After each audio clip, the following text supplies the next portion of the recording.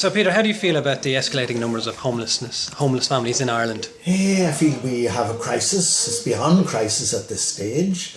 It is a disaster for every single one of those families, and it is a sign of total political failure. In 2012, when we were in the middle of a recession, there were 8 families a month on average becoming homeless. In the first 6 months of this year, there were 60 families becoming homeless every month. At a time when we're out of recession, when we have the fastest economic growth in the EU, when we have an extra 2.5 billion in tax revenues that we hadn't anticipated, and the number of families becoming homeless is going up and up and up. They're living in hotel bedrooms, total frustration. You can imagine one family we know, 2 parents, 18-year-old boy, a 16-year-old boy and 3 younger children, 7 of them all living in one hotel bedroom. No cooking facilities, no laundry facilities. It's placing huge strains on relationships between parents, and children. The parents are stressed out, the children are stressed out, the children are stressed out at seeing the parents stressed out.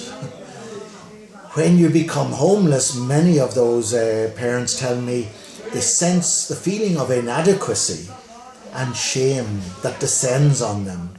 They feel they have been a failure, they have failed their children, and that they are no longer good parents.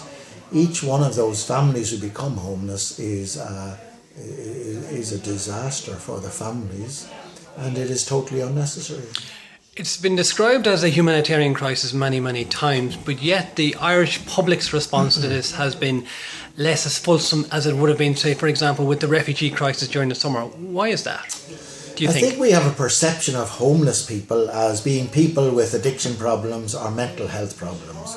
They're people often who have brought the problem on themselves.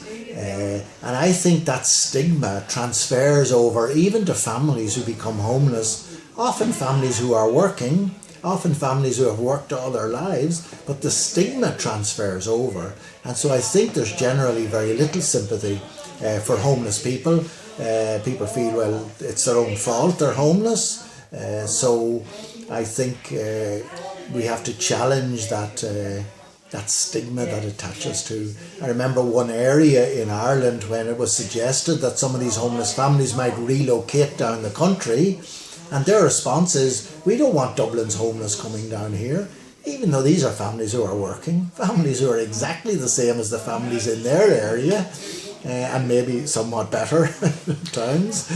So it's a question of public attitudes, I think. How do you assess the government's response thus far? They have been really prioritising this of late. What do you think of the measures that they've introduced recently in terms of modular housing and proposals for rent caps? Their measures are totally and hopelessly inadequate. There has been, because of the refusal to increase the rent supplement, at least 1,000 families over the past 18 months have become homeless as a direct result of that refusal. There are a number of government agencies who all have a role to play in preventing and solving homelessness, and they're all fighting with one another. You have Alan Kelly, the Minister for the Environment, who has direct responsibility for homelessness. He wants to bring in rent controls. Michael Noonan says, no, you can't. He wants to increase the rent cap, the rent supplement, and Joan Burton says, no, you can't.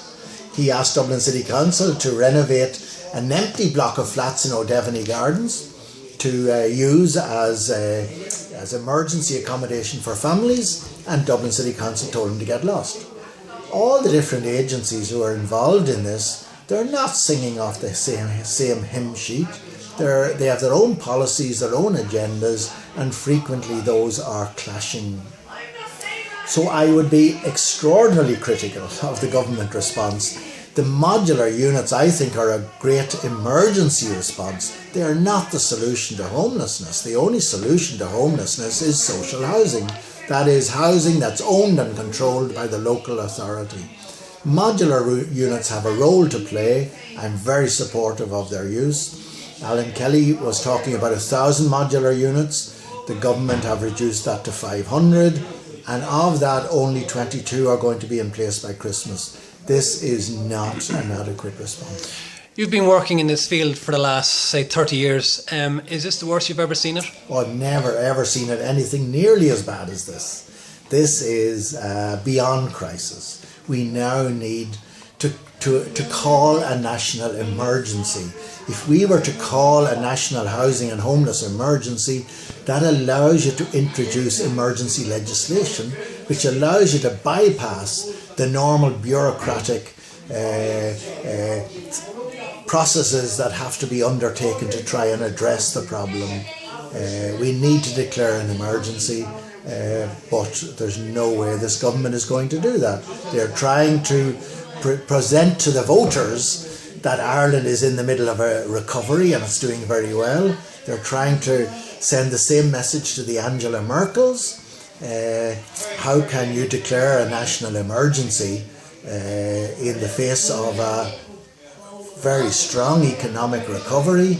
That would be an admission of failure, and this government is not going to admit failure prior to an election. How do you see this problem evolving, or being solved rather, in the next 5 years? Let's say we've got to invest heavily in social housing. That is, we have to build or buy houses by the local authority that they have control over. Unfortunately, the policy for solving the problem over the next 5 years is to put most people into the private rented sector. That is not satisfactory. That failed. That's the cause of our problem today, that we depended, even during the Celtic Tiger years, we depended on the private rented sector to solve the social housing problem. And it has created the crisis that we face today. So the policy is still to continue that. It failed then and it will continue to fail. The only solution is to invest very heavily in social housing. We used to do it. In 1975, local authorities built almost 9,000 social houses. In 1985, they were still building 7,000 social houses. Last year, we built 214 social houses. Other than your faith in God, what sustains you in this work? What sustains me are the homeless people themselves. And very often, the little you can do for homeless people means a lot. One of the first things that disappears when you are homeless is your self-esteem. You feel that you are of no value, that society doesn't want you, society rejects you. And so any way in which you treat homeless people with respect, the way you listen to them, the way you listen to what they have to say, the way you try and do something for them even if you can't do very much, that all means a lot to homeless people. It doesn't cost any money, but they do appreciate that, and the little you can do means a lot, and I think that's important to continue doing that. In your own, on a personal level, in your own prayers to God, what do you petition Him for in this area? Well, I don't petition God for anything in this area.